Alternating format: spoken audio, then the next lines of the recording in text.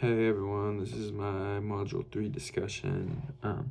Sorry I'm a little late. I kind of struggled with understanding the chapter and kind of what the discussion was asking, and so I also hadn't finished my RPs yet, so both those and this are turned in late this week, but I'm getting them done, and I think I understand them a lot better now, so that's good. So from chapter 3, the first theory that I chose that I like is the bureaucratic theory. Why I liked it, it made the most sense to me, kind of how it was run.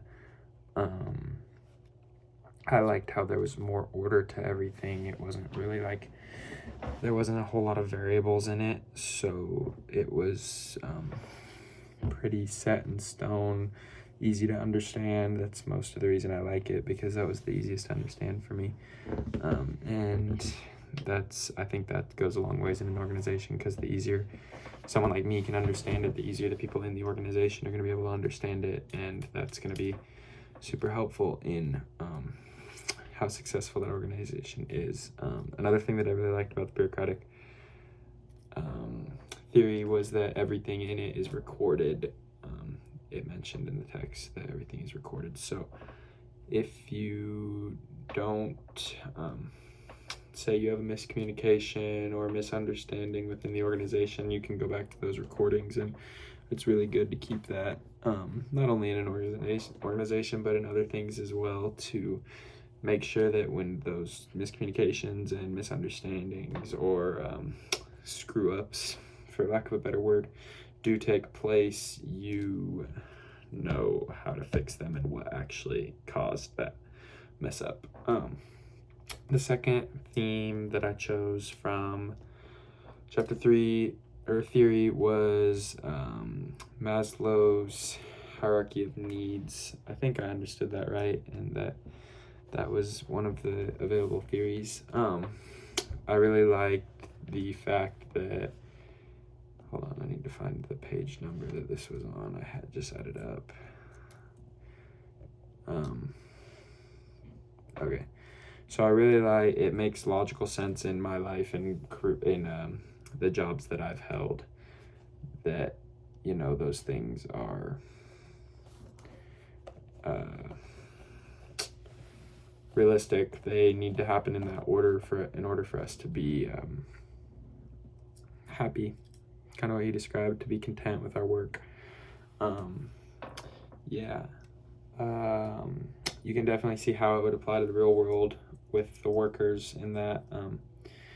And then pulling up the diagram, you have your needs in a pyramid order from your physiological, and the examples it gives are breathing, food, water, sex, sleep, homeostasis, excretion, safety, which is security of body, employment, resources, morality, the family, health, property, love, belonging, friendship, family, and sexual intimacy, esteem, self-esteem, confidence, achievement, respect of others, respect by others, and then self-actualization, morality, creativity, spontaneity, problem-solving, lack of prejudice, acceptance of facts. So all those things kind of pile on top of each other into his theory of how to make for a better organization, how to make your employees. This was an HR theory, or human relations theory, so kind of just how to create those human relations, I guess you'd say. The one that I chose to not like was McGregor's Theory X and Theory Y.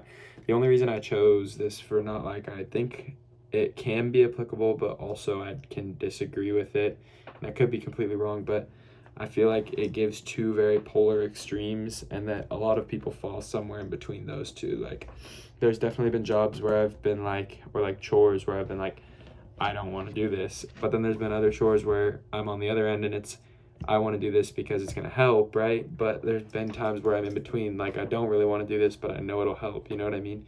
So where do you fall in his theory if you're one of those?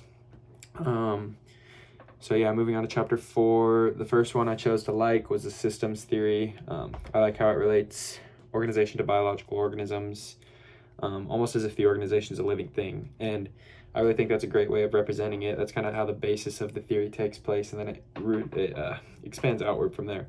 But that definitely makes a lot of sense, because an organization is, it is not exactly a living thing, but it's constantly growing and evolving, such as us, who are living things, or other biological organisms that are living things. Another thing that made this point a lot clearer to me was that systems theories use their environment, and just like as if we would, like any biological organism, got the two words mixed up. So with that, like any biological organism is going to use its environment to its advantage too. And so by doing that, the organization is showing that is a valid theory, in my opinion. The second one I chose to like was the structuration theory. Basically, what it was saying was people's actions create structure within an organization, and then those actions also reproduce the structure, is what it kind of said. That was kind of difficult to comprehend at first, but eventually, like, I think I kind of got the idea of it a little bit better. So basically, like, if you're like when someone does something for the organization that's good, and it's kind of just like making it easier to do that again, right? So you're going to reproduce that construction, the structure, and the positive flow of the environment around the organization, I guess, is kind of how I'd put that. And I don't know if that's right or wrong. That's just kind of my take on it. Another thing that interested me in the text was the rules and resources talk in structuration theory.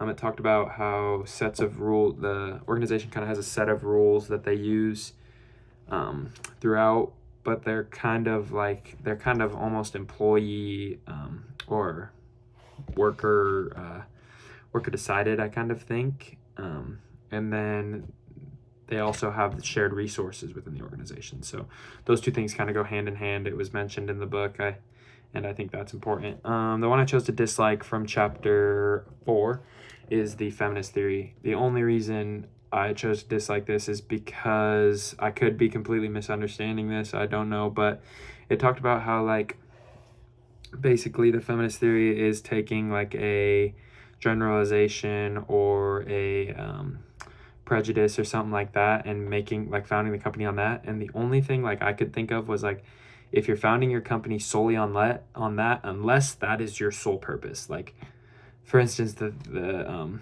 organization that comes to my mind is like Black Lives Matter. Their sole purpose is to like spread the idea that like I'm trying to say this without like offending anyone, but Black people are like what's the word I'm looking for? Are oppressed, and like we need to help them like get out of this oppression, and the only way we can do that is by spreading awareness to it, which is great. That's a great way to do it. But if that's not your purpose as an organization, like, I don't see how this theory would be very beneficial, because if you're focusing on these things while that being your core focus, like, you're not going to be successful in what you want to do, if that makes sense. To where if you're running one of these other theories, you can still implement things like this, like such as women in the workplace, and like generalizations that come with that. Like, you can still emphasize things to eliminate those generalizations without being your sole focus. So that was kind of my holdback on that. Could be completely wrong. That's just my thoughts. So thanks, and we'll see you next week.